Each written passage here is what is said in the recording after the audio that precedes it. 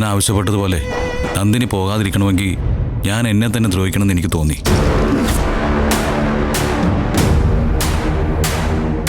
ഇങ്ങനെയെങ്കിലും അവളെ യാത്ര നീ തടഞ്ഞല്ലോ. അച്ഛൻ പറയുന്നത് എന്തും ഞാൻ അനുസരിച്ചിട്ടല്ലേ ഉള്ളൂ.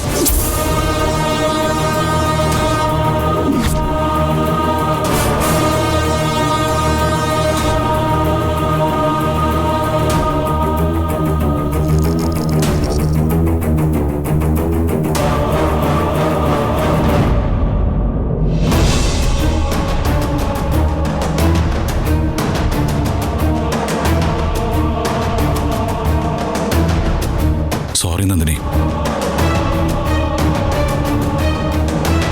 മോളെ, നീ വീട് വിട്ടു പോകാൻ പാടില്ല എന്ന് ഞാനിവനോട് പറഞ്ഞത് സത്യമാണ്.